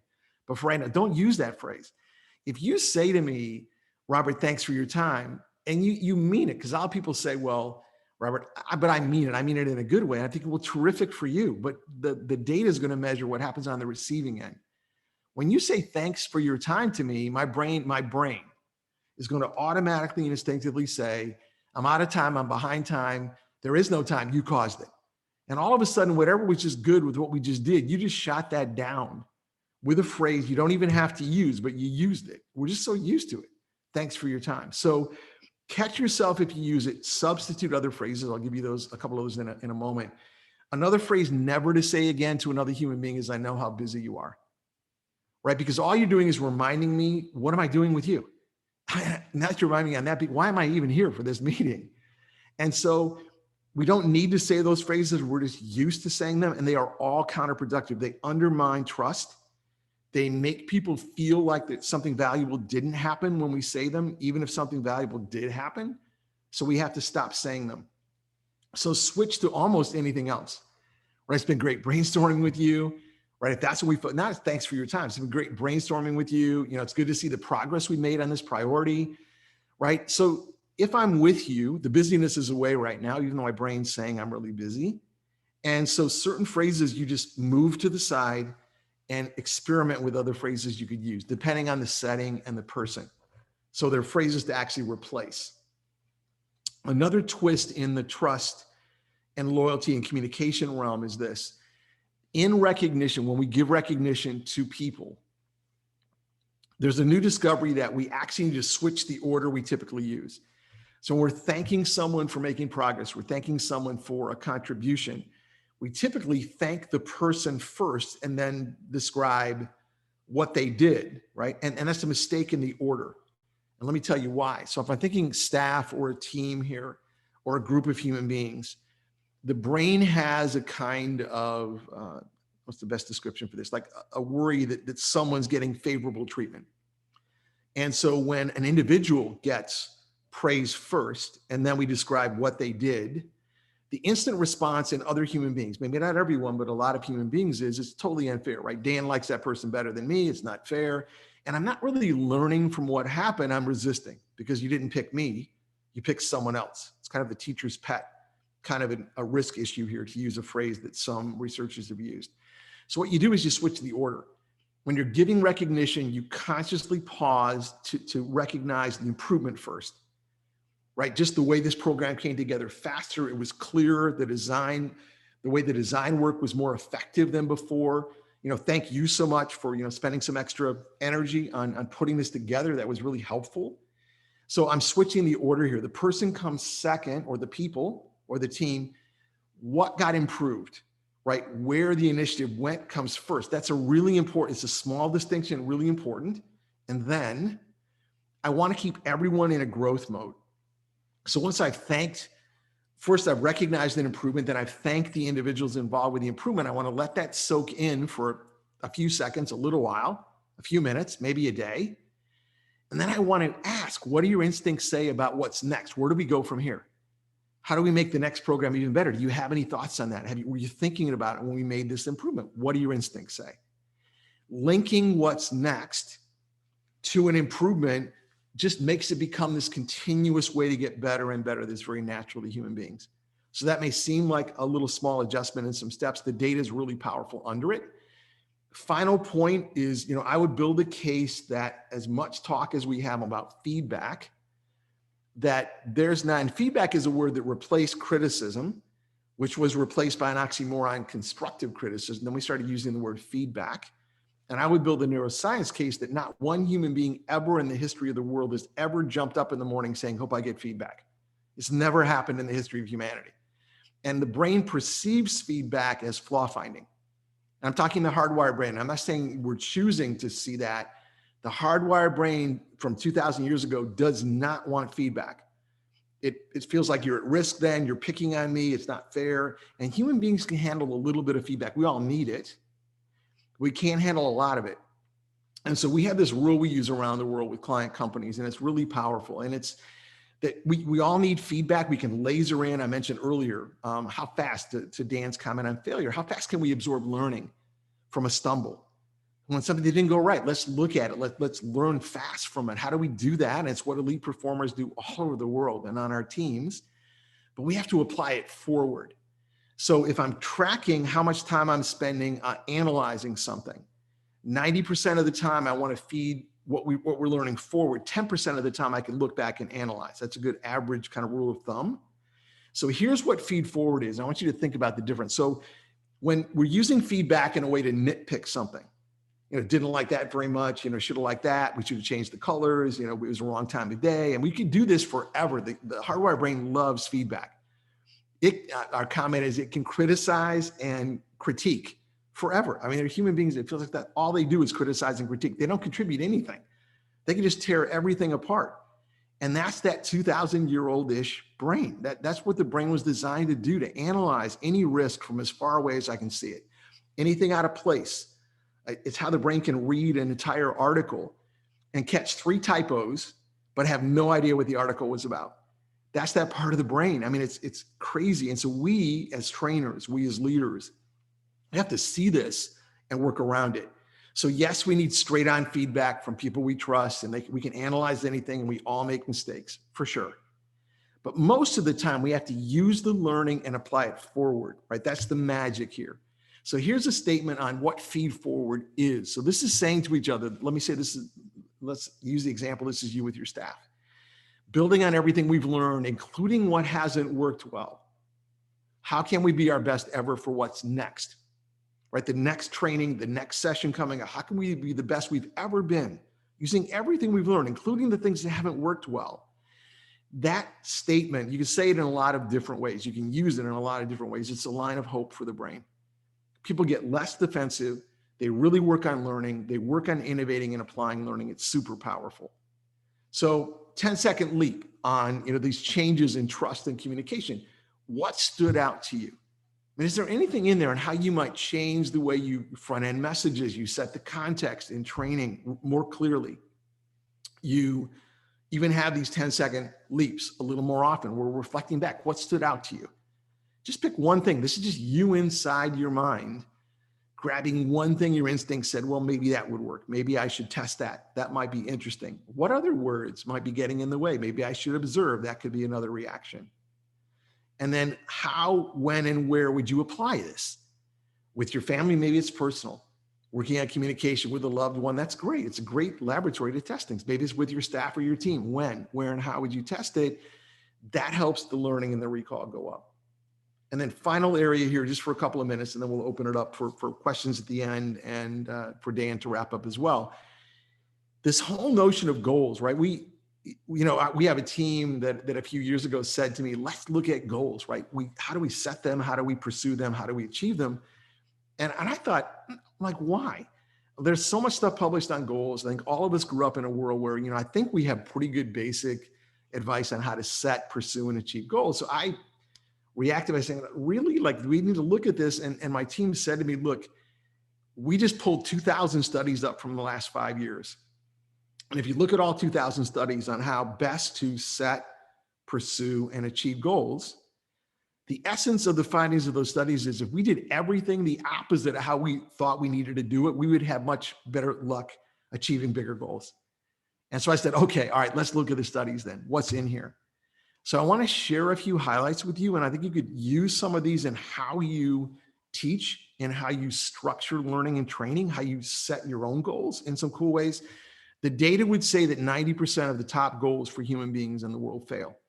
And somehow we're just used to setting new ones. I set a big one, didn't work. I'll just set another one.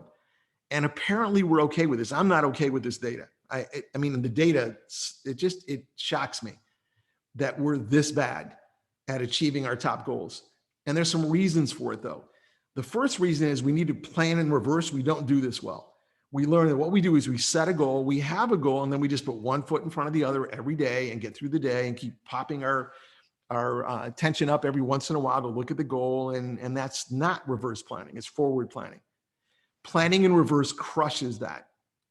Planning in reverse is called future introspection, and it helps the brain keep aligning what's happening today with achieving big goals. So all that means is during the day, I'm glancing ahead way more often Where does this lead? And what I'm working on today, how is what I'm working on today lining up with my top goals and our top goals? And so I look out there at the top goal, what it will feel like, what are we going for here? What's the effectiveness? What's the impact of it? And then I'm looking in at how we're doing what we're doing today, asking what could I adjust to speed us toward that outcome? That's called planning in reverse, or reverse planning. So we need to do that way more often. So we need to be glancing ahead more than we do now. This is every human being. We don't do this well by nature. We can learn how to do it. We just pause more often between meetings. We're glancing ahead. I have my bearings, we call it. I know where I'm going. I know why I'm in this meeting. I know where this meeting leads. It's exciting. Mondays are powerful, right? Mondays are really interesting. Monday is called a temporal landmark in neuroscience. It's the best day for setting and re-energizing goals. Somehow, just the way the goals hook in our subconscious and conscious, way more powerful on a Monday. Goals should stretch us, but here's an interesting finding from a number of studies, but fantasy equals failure. Big, hairy, audacious goals hardly ever come true, and they're fun to set. I mean, they're pretty daring, but the reason is they cross the line into fantasy. So your brain has to figure out, if you set a really big goal that stretches you, the brain still has to guess, if this happened, and then I learned that, and then we work together, I think we could do this. Whatever that line is on stretch, that's as much stretch as you want. So go for that goal and hit it, achieve it, then set the next one. The moment you go for fantasy, right? You want 100x the results. You want to accomplish the entire week in 4 minutes. It's fantasy. Like this, human beings like having those exercises. They never tend to lead to great results. Worse, the moment your brain drifts into fantasy, it undermines progress. It actually stops you from growing and achieving goals. So the stretch line is something all of us, when we plan things or we're asking people in a program to set a goal, it has to be really call upon them to really grow, but it has to be something they feel that if they really committed to it, it's achievable. And then we just set another one and set another one and set another one, and they can go higher and higher. Emotion matters. It's called emotional experiential memory in neuroscience. I need to see people's eyes light up. You have to feel the goosebumps from your goals. They can't just be a financial goal or a time goal. It has to have feeling to you. We call it most amazing future in our research with families. What's your most amazing future? And it's evolving. You can't see the whole future, but what is it to you? What do you want to do more of? What less of? Who do you want to spend more time with? Who less time with? It's your most amazing future. And your family members would have a voice in this, and it has emotion. And emotion is what ignites behavior change in service of that goal. So we need feeling. And we've lived in a business where a lot of it is thinking, and we helped pioneer emotional intelligence research years ago. This is a huge point. It's small, but it's big. The point I mentioned earlier in the first 21 minutes, every single day, pulling out your biggest goals, a handful of them, and one by one, recommit to them for a moment. It so raises the chance that these goals will become embedded in your subconscious. So you will walk around every day with these instincts saying, say no to that, say yes to this, go a little deeper over here. Why? Because they're advancing the biggest goals you have. So that recommitment every day embeds in your subconscious. We call it a first attention priority, this ability to achieve these big goals. So on that goal, stretch just for a moment here before the Q&A, what stood out to you? Is there anything you could test? So I'm not saying you don't have to believe any of these points. You can just test it. You have your own laboratory in your life and in your work. What stood out that might make a difference to you? How, where, and when would you test it? So you add that next area, and that starts to make this learning already become yours. So what I'd like to do for a moment, Dan, is, whatever questions that come in, we'll answer them looking back across what we've touched upon. I have just one ending story. It will take just a couple of minutes at the end to wrap up. So whenever you want me to share that, I will. So what's going through your minds? I'm hoping that I have stretched you some with some of the insights, some of the small tools that might be new to you. What's going through your minds right now? What could I answer?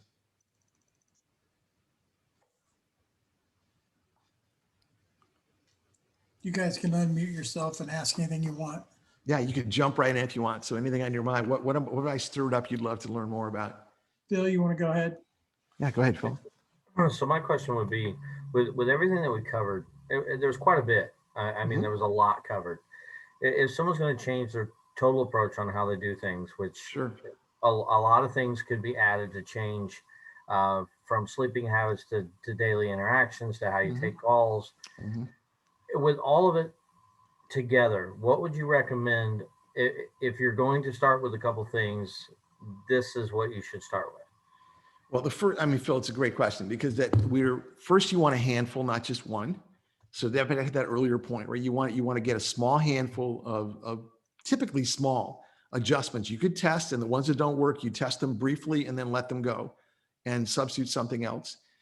The right question to answer your question is, what do your best instincts say?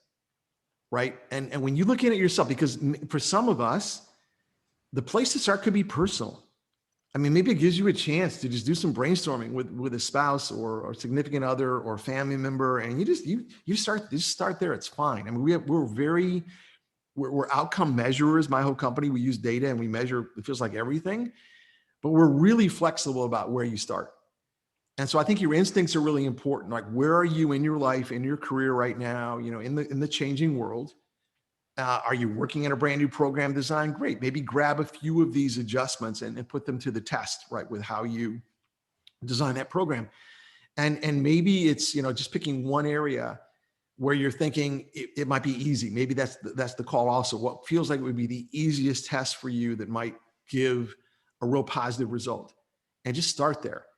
We tend to measure things week by week.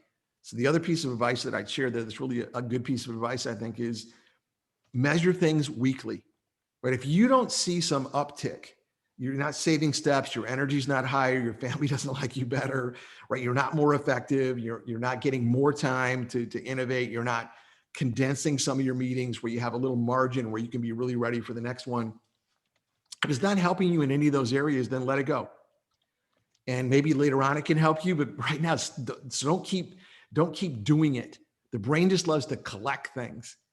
And one of my grandfathers, when I was a little boy, would say to me, don't try harder, try differently.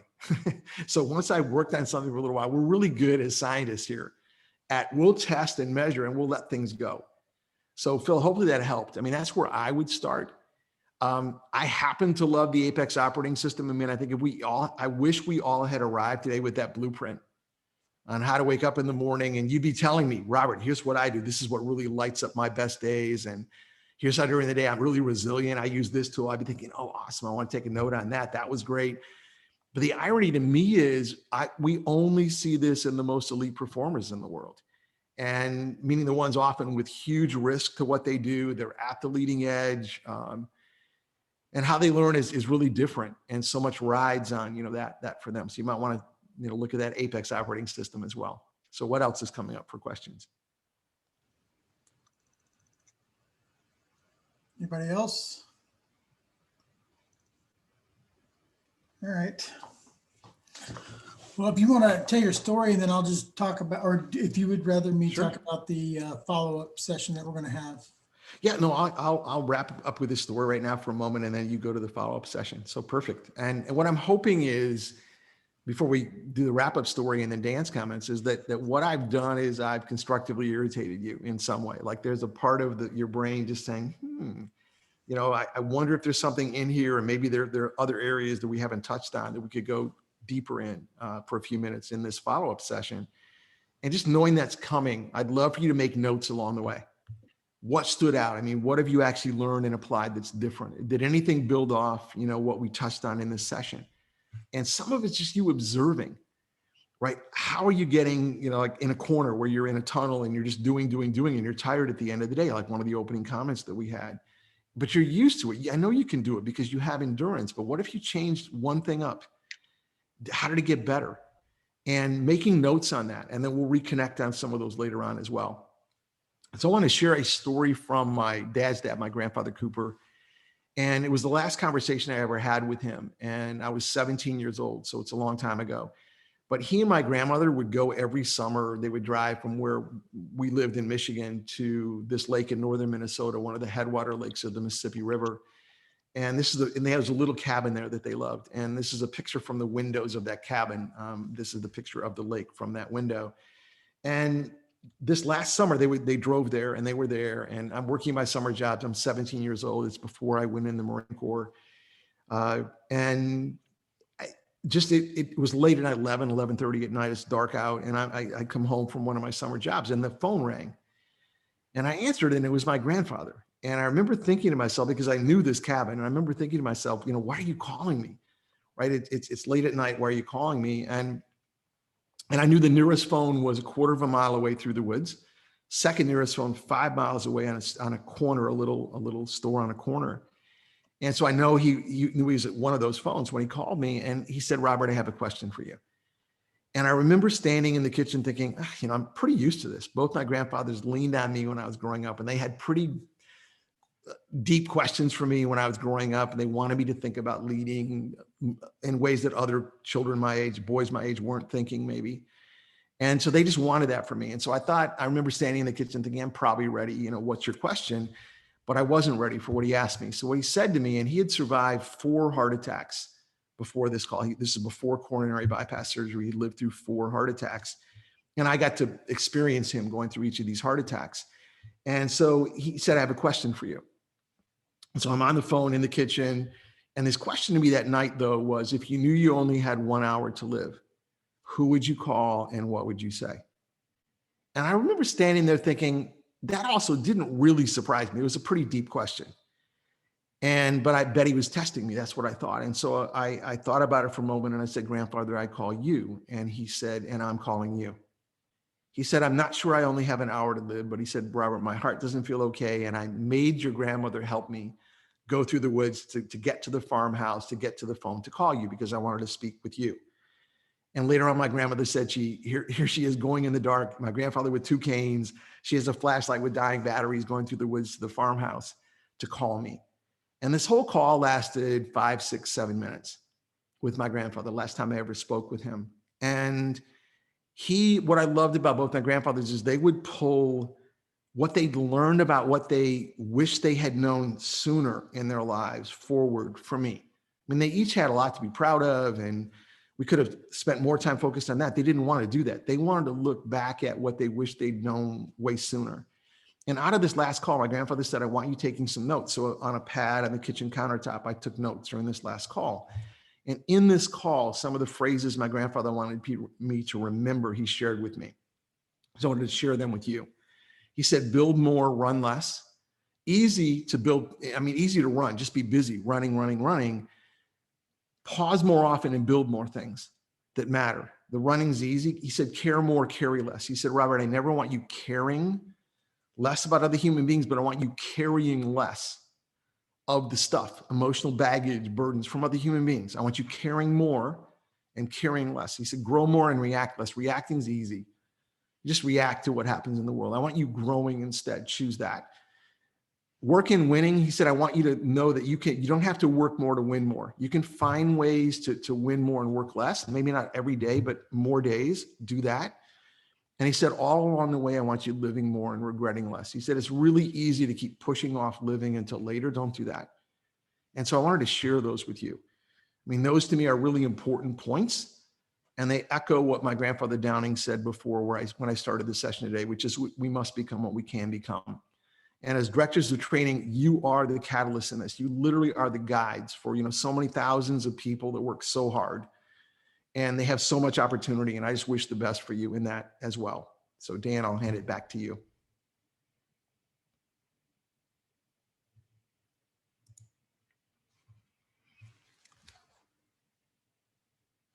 Usually helps if I unmute myself. Well, sometimes that helps. It's interesting. The hook that got me in Florida was the constructively irritated, because I was. There were so many things. I'm like, could it be that simple to do this? Could it be that simple to wake up differently, to go to bed differently, to look at things differently, to intentionally irritate myself with projects or whatever. And even though, coming out of that wall covering meeting, we built, a P3 tech program, and we built some relationships with some vendors that were really cool. But that stuck in my head more than anything that I learned the whole time there. And I hope that it resonates with you guys as much as it did with me. A lot goes into these little webinars. I know it doesn't seem like it, but all the scheduling and the meetings and the paperwork and the uploading onto the LMS. And I want to thank, you know, Anton and Antoinette and Rose and Nicole and Doc Funstein and Gavin for all their help with this. I really appreciate it. And I'm not going to thank Dr. Cooper for his time. I'm just going to thank him for his words. Thank you. And let me see here on the chat. There's a couple things. All right. If anybody else has any questions, we can end with that. And there's going to be a follow-up probably in, I'm guessing, middle of February-ish. We want to clear the holidays. We want you guys to take some of the stuff that you learned today and implement it. Don't implement one, implement 5 and see what sticks. And then be prepared to, in February, you know, we're going to lead up some stuff and send out some informational stuff that we want you to share.